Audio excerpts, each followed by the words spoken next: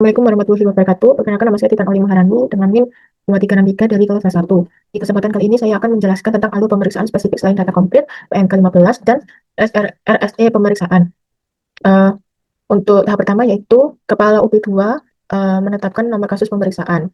Kemudian menunjuk seorang supervisor dan mengajukan permintaan audit program. Kemudian setelah penunjukan SPV atau supervisor ini, langkah selanjutnya adalah profiling wajib pajak, yang dimana profiling ini dilakukan untuk memahami kondisi karakter dan tingkat kepatuhan wajib pajak, yang dimana supervisor melakukan pengumpulan data internal atau eksternal, kemudian mengkoordinasi dengan AR atau account representatif, serta melakukan bedah profil WP untuk memahami latar belakang dan potensi risiko wajib pajak. Kemudian penyusunan audit program yang dilakukan oleh SPV. Audit program ini disusun berdasarkan metode, teknik, dan prosedur yang berlaku, termasuk lampiran 3A atau grup, dan mendapatkan nota dinas persetujuan Kepala UP2. Nah, di bagian ini ada permintaan tenaga ahli yang berwarna abu-abu. Nah, di keterangan di bawah ini yang berwarna abu-abu itu tidak dilakukan, sehingga SPV ini tidak harus mengajukan permintaan tenaga ahli untuk membantu pemeriksaan. Kemudian penunjukan tim pemeriksaan kepada Kepala UP2, yang dimana penunjukan tim pemeriksaan ini dilakukan berdasarkan kebutuhan, kompetensi, dan pengalaman sesuai dengan ruang lingkup yang telah dirancang dalam audit plan. Kemudian Kepala UP2 ini membuat surat penugasan resmi kepada tim pemeriksaan yang bentuk SP2 ini. Kemudian selanjutnya input audit program yang dilakukan oleh SPV. Nah, uh, pada bagian input audit program ini berwarna biru tua, yang dimana pada keterangan di bawah ini menunjukkan Cortex DJP. Nah, sehingga SPV ini menginput audit program ke sistem DJP, Cortex DJP. Kemudian uh, kepala kepala UP2 ini membuat SPOM, dan di sini terdapat TOR. Nah, untuk pemeriksaan selain data konkret ini tidak uh, di apa tidak menggunakan TOR, yang dimana TOR ini hanya digunakan untuk pemeriksaan terfokus, tidak diperlukan untuk pemeriksaan jenis ini, sehingga mempercepat proses persiapan. Kemudian uh, setelah pembuatan surat SPOM, pemeriksa menyampaikan surat SPOM ini kepada wajib pajak.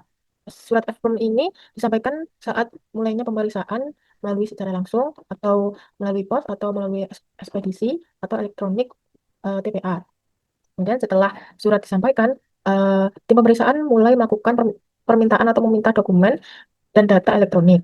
Dokumen yang diminta meliputi laporan keuangan, buku besar, faktur pajak, kontrak kerjasama, serta bukti transaksi lain yang relevan. Wajib pajak yang tidak menyerahkan dokumen dalam waktu yang ditentukan, pemeriksa dapat memberikan peringatan ke satu dan kedua. Dan kemudian tim pemeriksa ini membuat BA, yang dimana BA ini berita acara pemenuhan atau tak pemenuhan. Kemudian setelah dokumen diterima, tim pemeriksa mengadakan pertemuan dengan wajib pajak. Nah, pertemuan ini dilakukan secara luring atau daring. Dalam pertemuan ini, tim menjelaskan dasar hukum pemeriksaan, ruang lingkup, kemudian periode yang diperiksa, kemudian serta hak dan kewajiban wajib pajak selama proses berlangsung. Semua hasil pembahasan dicatat dalam BAPK yang ditandatangani oleh kedua belah pihak. Kemudian eh, permintaan ke pihak ketiga oleh tim pemeriksa. Maksudnya di sini itu permintaan data tambahan dari pihak ketiga seperti bank, vendor, pelanggan, untuk menguji kebenaran data yang disampaikan oleh wajib pajak. Kemudian pemeriksaan di tempat WP oleh tim pemeriksa. Nah, tim pemeriksa ini turun langsung ke lapangan untuk melakukan pengujian dan analisis atas data atau dokumen yang telah diterima. Pemeriksaan ini melakukan rekonsiliasi antara laporan keuangan dengan SPT, menelusuri bukti transaksi, memeriksa faktur pajak, melakukan wawancara, serta konfirmasi dengan pihak ketiga yang jika diperlukan. Dan kegiatan ini didokumentasikan atau dicatat di BAPK. Kemudian uh, perubahan audit plan. Nah, kegiatan ini atau langkah ini uh, tidak dilakukan dikarenakan pengujian pemeriksaan pada pemeriksaan spesifik data konkret ini cuma dilakukan selama 1 bulan, yang dimana pemeriksaan diarahkan untuk fokus pada program dan area yang telah disetujui, sehingga perubahan rencana dianggap tidak efisien dan dapat menimbulkan resiko ketidakselarasan dengan tujuan pemeriksaan awal dan tujuan efisiensi waktu. Kemudian langkah yang berikutnya, perpanjangan jangka waktu pemeriksaan. Nah, langkah ini juga tidak dilakukan karena memastikan adanya kepastian waktu penyelesaian pemeriksaan demi memenuhi target kinerja yang 1 bulan itu dan ketepatan laporan. Kemudian ada KKP atau kertas kerja pemeriksaan oleh tim pemeriksa. Nah, meskipun tanpa perpanjangan jangka waktu pemeriksaan ini tidak dilakukan, namun KKP atau kertas kerja pemeriksaan ini tetap diperiksa sebagai melanjutkan dokumen dan pengorganisasian hasil pemeriksaan terkini dalam kertas kerja yang resmi dan sebagai bagian finalisasi pemeriksaan. Kemudian langkah selanjutnya adalah pembahasan temuan sementara. Nah, di bagian ini juga tidak dilakukan eh, karena pembahasan temuan sementara ini bersifat eh, singkat dan fokus. Maksudnya pemeriksaan spesifik selain data konkret ini memiliki sifat pemeriksaan yang singkat dan fokus, yang dimana pembahasan sementara temuan sementara ini tidak dilakukan untuk menjaga proses tetap efisien tanpa interupsi interim. Kemudian ada langkah selanjutnya adalah KKP. Nah, karena pembahasan temuan sementara ini tidak dilakukan, maka KKP lanjutan yang biasanya eh, terkait pembahasan lain atau pembahasan ini juga tidak dibuat atau diperbarui. Kemudian ada CAHIA.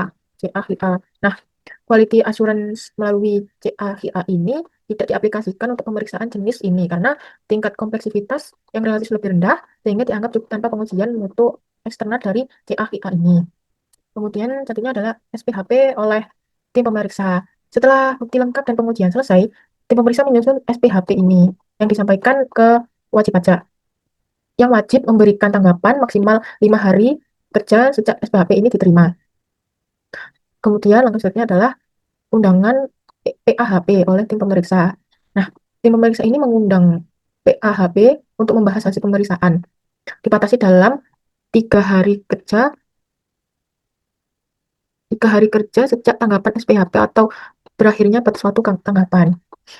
Hasilnya dituangkan hasil dari pemeriksaan atau undangan ini dituangkan dalam BA PHP ya, atau berita acara PAHP ini yang ditandatangani kedua belah pihak. Kemudian tim pemeriksa mengajukan permohonan ke kuanti kuanti insurance ya, permohonan ke kuanti insurance ini pada tim QA atau kuanti insurance. Nah, yang kemudian melakukan pemeriksaan ulang dengan jangka waktu 3 hari kerja sejak sejak PAHP ini selesai.